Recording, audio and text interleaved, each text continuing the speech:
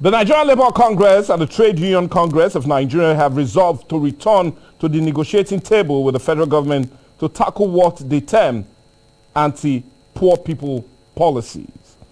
The announcement was contained in a statement on Wednesday by the NLC President Joe Ajero and that of the TUC, Festus Osifo, coming after a nationwide protest after increase of the fuel price by President Bola Ahmed Tinubu. After the meeting that was done yesterday between Osifo and definitely that of the Labour President and Tinubu at the Presidential Villa, the union resolved that the President has made commitments.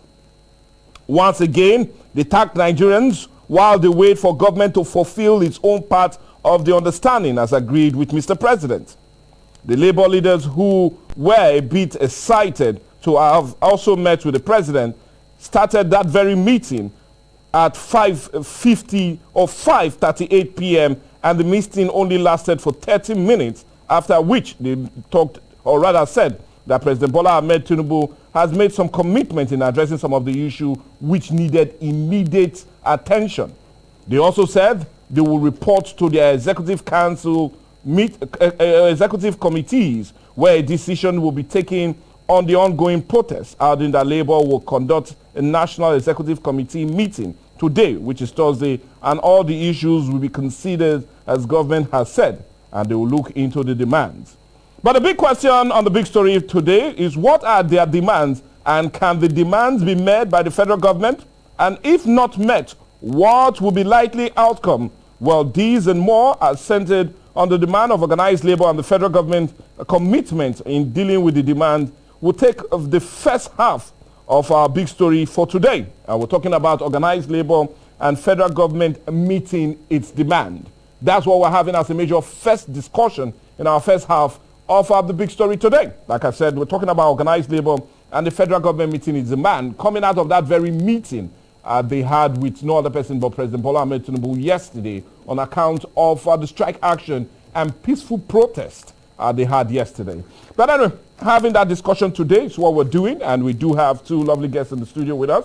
I'm talking of no other person but Barrister Godwin Ojegba, helping out with the discussion just to give us a full understanding of if federal government can truly meet that demand. Good morning and welcome to the show, sir. Good morning and thank you for having me. And also joining us is no other person, but anyway, Mr., or rather call him Comrade. He said he would prefer the Mr. being a bit humble. So I'd rather call you Comrade Edafe Omojefe. Good morning and welcome to the show, sir. Thank you very much for having me. I rather want to start with you, Comrade Edafe. I want your reaction on the proposed meeting between Mr. President yesterday and that of the Nigerian Labour Congress and that of the TUC. Funny enough, we monitored that very meeting, and we monitored them even getting into the Presidential Villa around 5:20 when we saw them getting in there. We also monitored that they started the meeting around 5:38, and the meeting lasted for less than 30 minutes, according to our own investigation. So I just really want your view on the meeting, and talking about the federal government or Mr. President having that commitment and them getting that commitment and getting that meeting. Is it more of a gain from them as the protest was staged yesterday? Gain of meeting Mr. President and finally committing him, as they said, to some of their demands. So is that more of a gain on the outcome of the strike and the protest they had yesterday? And pulling down the gate of the National Assembly. We can't forget that. Thank you once again for having me. I sincerely want to believe that it is still a win-win situation. Okay. And why am I saying that? The essence of engaging in dialogue is a kind of a balanced thing, such that there will be no victor, no vanquish. Okay. The NLC and the TUC went into the meeting, or probably were opting for strike, to press home their demands. And now when Mr. President granted them the audience and wanted to see them, you know, or rather instead of seeing them, and they had a discussion, they'll call it gain on their side. You know, but to the average Nigerian, is it gain? That is what you should be thinking about. The question should be, to the average Nigerian, what does it translate to? Does it translate to food in a table? Does it translate to having resources to cater for themselves? Does it change the high inflationary trend? There are a lot of factors we must factor in. So if you say it is gain to earners, it all depends on the meeting before the meeting. So if there was a meeting before the meeting and all their demands are met, or maybe private pockets were taken care of and all that, so it's a gain to them. But how does it affect the average Nigerian? This is a big question we should be asking. Okay, now, Barrister Godwin Ojigba, should we consider that the gain of the strike and the hardship orchestrated by the strike yesterday? We know some banks were shut, schools were also definitely some are on holidays, but it was almost total halt in some major cities across the country. And finally meeting Mr. President around 5:38 p.m. yesterday, and them getting a commitment less than 25 minutes, a minute of the meeting. Do you consider that a gain on account of what happened yesterday? Thank you. I want to totally agree with my brother here that what has happened is merely smooth screen. They would have first a meeting before this meeting, and that what has happened is not a gain to us, the ordinary persons on the street. It would be a gain to some of them if something would have happened and we presume that something happened. Remember that a meeting with the president cannot last for only 30 minutes. Okay. Maybe you will sit down in meeting, they are maybe up to 5, it will take maybe 2-3 minutes before they will sit down, 30 minutes and all that. No, now. It's not possible. Something would have been done. Okay, let us do it like this so that by the time we get there, we should assume that we went on the process. Yes. So when you go there, don't leave violence, we'll just check the gate, then we'll come back to meet you. That kind of arrangement may have taken place. And I think would you call that an arrangement? It was an arranged protest. Because we've not had Mr. President sit down with organized labor since his inauguration. He only had a presidential steering committee to deal with the issues being put forward by labor. But having him now said, okay, the meeting was not a part of the deal in the initial case. And they said the protest, the strike, the mass action brought about that meeting. So can they consider that a gain on part of Mr. President? Because we've seen on many occasions, Mr. President or the former administration will say, I never said so. My people said so. So getting a strong word and a commitment from him, should that be a gain? Mike, I think with the litany of demands that were on the table, prior to the meeting with Mr. President, one would have expected a boisterous, a kind of robust meeting, not a very short-lived one of 30 or 25 minutes. You know, there are a lot of ways, it's like when you come in with a package that you are expectant, and you're going to discuss a lot of things.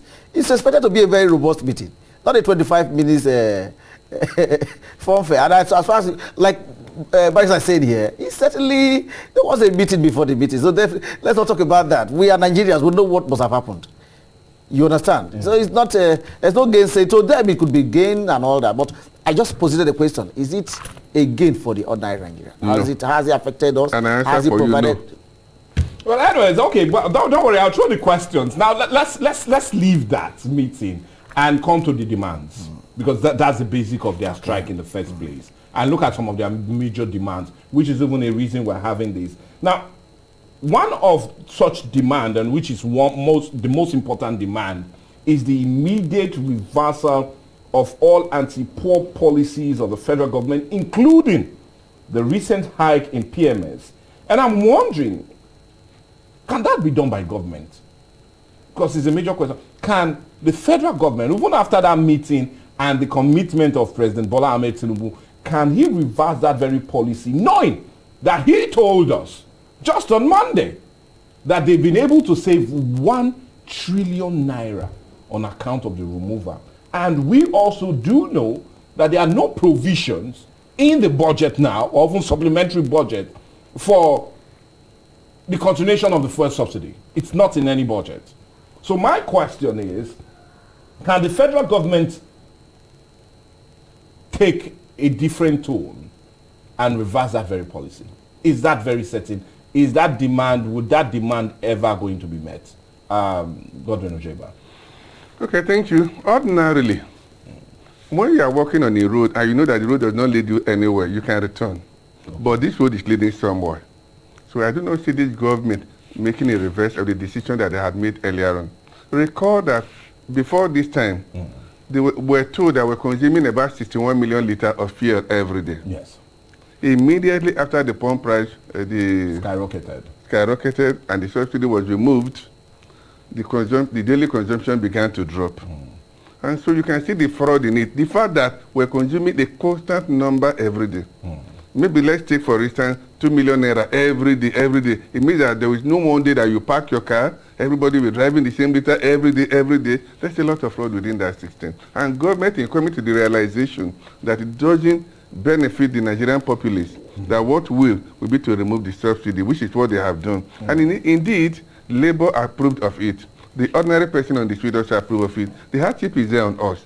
So let us begin to think of some other things. They're thinking of CNG, carbonized natural gas. If we go that way, we can begin to drive our cars on gas. Now, what I think that should have happened is that we're in a country where we have a lot of educated persons, highly cerebral, so that we can begin to think of how do we change our cars within the immediate terrain. So that we can begin to leave petrol. Those people who decide to use PMA, let them go. Therefore, decide to use gas, let us go. So naturally, things will just fall in place. But our government will come back to begin to think of reversing. That will be forcing the water to flow upstairs. It will not be possible. Well, Mr. Edefe, I really also, I'm curious to ask, because when they came out from that meeting, they said Mr. President told them that the Port Harcourt refinery will be ready by the end of this year. And I have a problem relating that to the immediate reversal of the PMS. I'm a bit confused. So if that is the initial demand, and they met Mr. President for 25 minutes, and he told them, don't worry, the Port Harcourt refinery will be ready at the end of this year. That's not immediate reversal, but a promise of, don't worry, let's keep it till the future. Port Harcourt will come and we'll have... So I don't understand.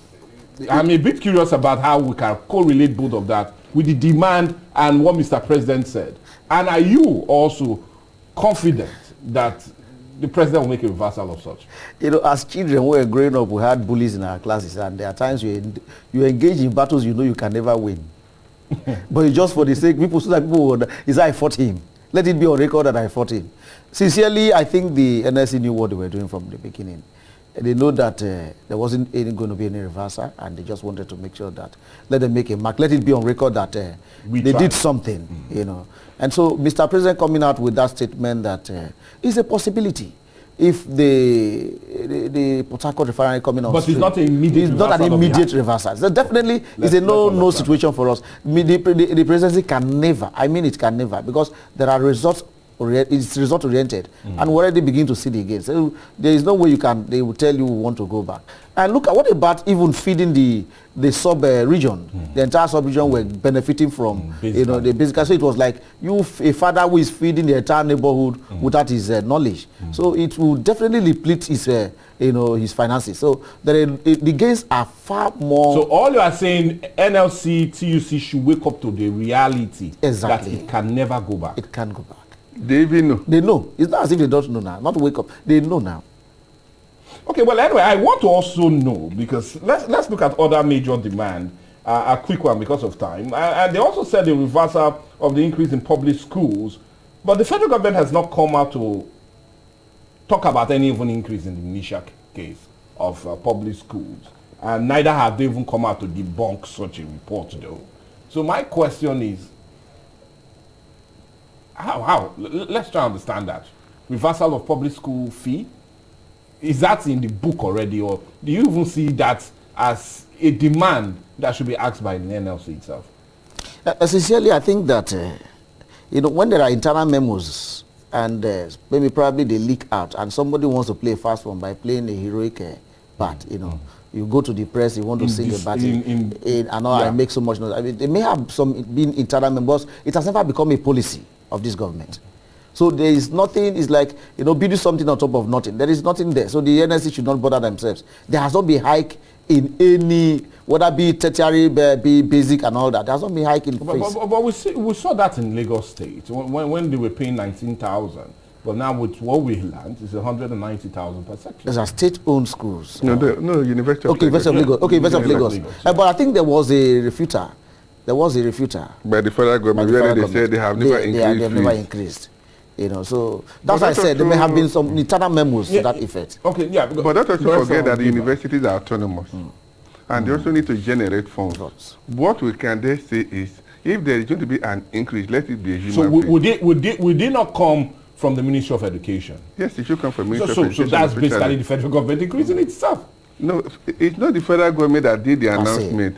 If the University of Lagos, as an institution, say, look, beginning from next academic session, our fees will be so. It has not come from the federal ministry. But they got it not from the federal government.